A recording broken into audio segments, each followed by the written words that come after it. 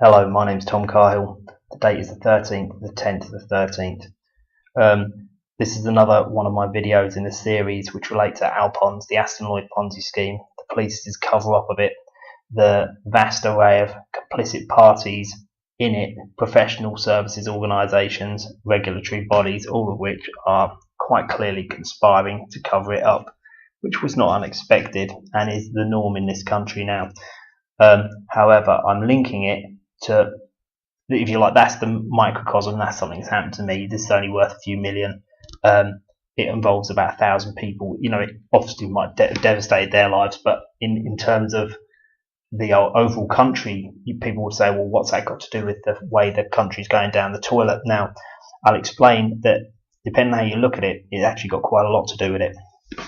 Because the same kind of establishment covering up and the establishment insider firms following their sordid agendas of the establishment that people don't vote on, but are the real agenda that the country is following.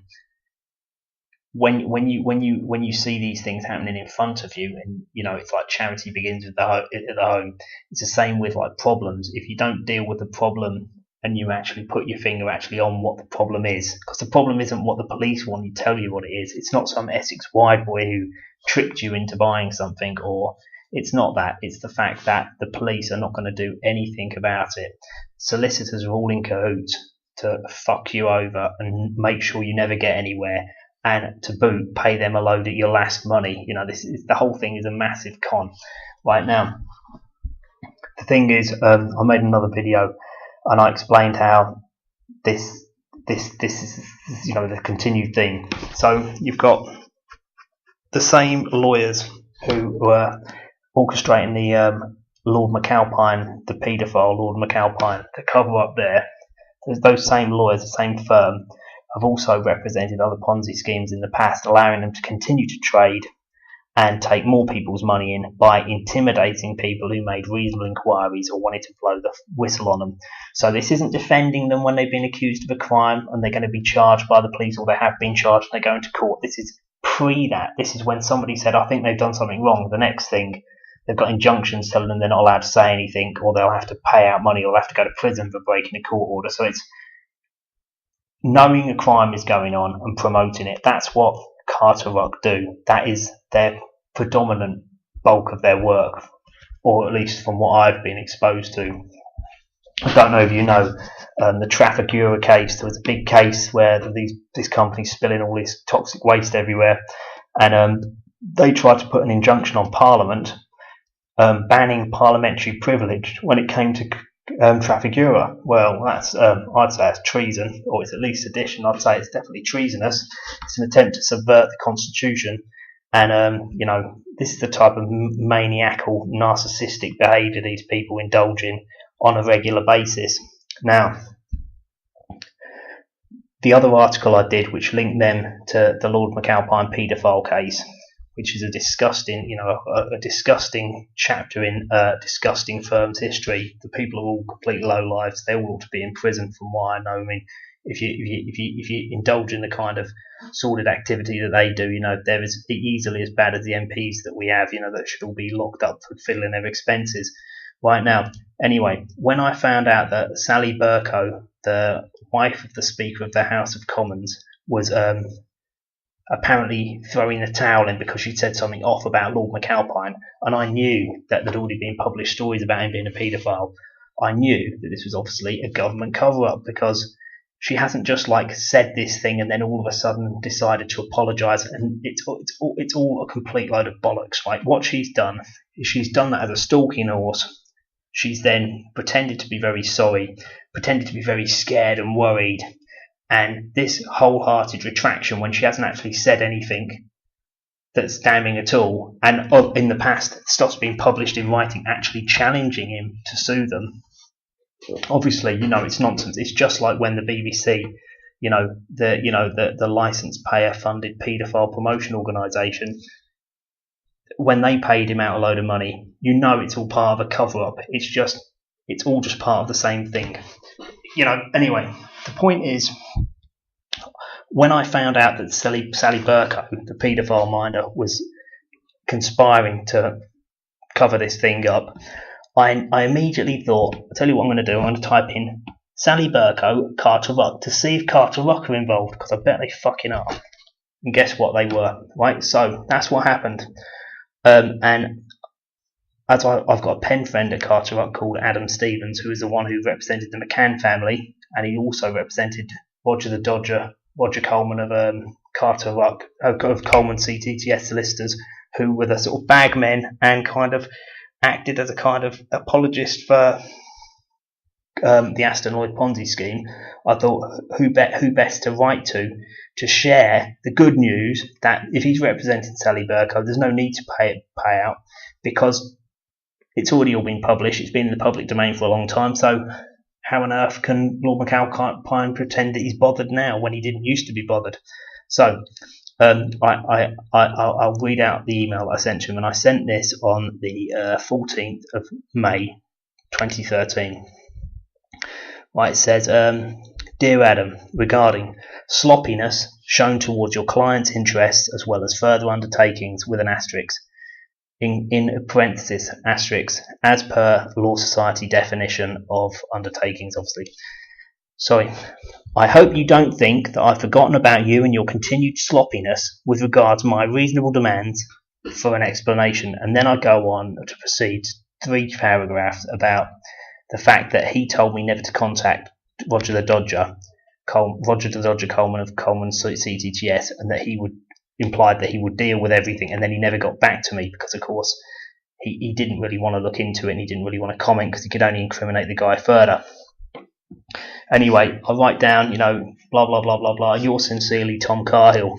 Then, enclosed, I've enclosed the 4 scanned copies of the Scallywag magazine. It takes 4, sort of A4 type copies of that article. And I said, enclosed, your evidence for that other case you're working on. No need to pay pedo McAlpine anything. I found all of the evidence you need. It's all been published before. No need to thank me, just so long as you know you've got it. You can go and pay him out and try and explain that at a later date. You'll think of something. I was quite happy with that, because hopefully it's put a bit of pressure on him, because he's a paedophile mind, he's a paedophile protector, or at least his firm is. These people are scum, they're low lives. Every time you find any dodgy, sordid activity going on, it's a cover-up. Type in Carter-Ruck, I bet you they'll be involved in it. And in this case, they're not even defending the guilty person. They're kind of doing a double bluff thing. They're actually attacking defending against the attack of the guilty person, and then throwing the towel in. Don't believe anything this company say. And with regard to the Aston Lloyd Ponzi scheme, remember, it's very important if you're a victim of that, or of any other Ponzi scheme which they partake in covering up, is that all of the other scum that are involved in the Ponzi scheme, when they hear the word Carter-Ruck and they realise Carter-Ruck have got nowhere, they become extremely more interested in what you're saying, and they become a lot more worried, because if Carter-Ruck can't do anything about you saying things, and what you say just goes up despite them telling you not to say it, not to do it, Carter-Ruck, are complete chancers. They will try anything. If Carter-Ruck won't try it, they're the number 1 name in libel. You're onto a winner there. If you get a letter from Carter-Ruck, you should have the same attitude as me. You should basically almost do a backflip, because the people know they're completely fucked. Roger Coleman of Coleman CTTS, when I got that letter, I didn't realise that Carter-Ruck was the top libel lawyer in the firm, libel law firm in the world. Wrote back to them straight away without even thinking, because I knew they had nothing. Then when I looked it up, I became increasingly impressed at the fact that I'd got such an impressive hit record, because maybe they're not actually paying the guy, but he charged 20 grand for half a morning's court appearance a few years ago. So maybe they're doing each other a favour, but the point is they're using the top people. And if you're pulling a favour with the top people, it doesn't matter if you paid them or not. It's the fact that they're taking you seriously, so it's just something you need to, you've got to have an attitude realignment. These people are scum. They've got no morals. Don't be perturbed by any kind of moralistic angle. They're always in the wrong. But on top of that, you've just got to remember that if they're involved, it's very, very positive news, because at the very least, they're taking you extremely seriously. And often, the ironic thing is when these people, and there's other similar parties have been writing to me recently, when they become interested, or they admit to being interested, normally it precedes them pretending to be completely disinterested. They'll be saying, oh, you're inarticulate, we can't even understand what you're saying, are you mental, blah, blah, blah. And then the next thing, they're taking it really seriously and they're shelling out loads of money to try and make you be quiet. And when you just tell them to fuck off, go on, do it, what injunction? That's when you see they, the shoe goes on the other foot then. Anyway, so my name's Tom Carhill. The reason I'm making these videos for two reasons. I'm a victim of the Lord Ponzi scheme, and I want to make sure that the police don't bury that, as they are trying to bury it at the minute. The City of London Police, Paul Kirk, I believe, is currently dealing with it. Tony Dobinson used to be dealing with it.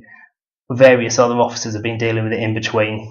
But definitely they're trying to bury it into the ground. They're trying to not investigate. Well, they aren't investigating. They're making all sorts of wild off the mark excuses not to. So I don't want it to go into just disappear into history. All the statute time limits for keeping records will disappear, and they go, oh, there's no evidence. Well, of course there's no evidence because you fucking sat on it until it could get fucking destroyed, you fucking cunts. Right? That's what the plan is. The plan isn't going to go the way they want it to go, and all of the scum involved are going to get their comeuppance. I can guarantee it's not going to be just one or two people going to prison. Some Essex white boy who sold some stuff at the behest of some bigwig who speaks in a posh voice and goes to work in a shiny suit. They're the people who are going to be going to prison, and they might think when they get out of open prison they're going to have an easy ride. I guarantee they're not. I'm going to pursue them forever, make sure they never get any. I basically have them for everything they've got. I owe it to them. It's just going to be something that's going to end up happening, and as I said, hopefully along the way it won't be all boring. Hopefully it'll be a bit of fun along the way anyway. It's a lot of pleasure doing God's work. If you believe in God and all that stuff, I'm not sure I do. But anyway, that's my story and I'm sticking to it. Good night.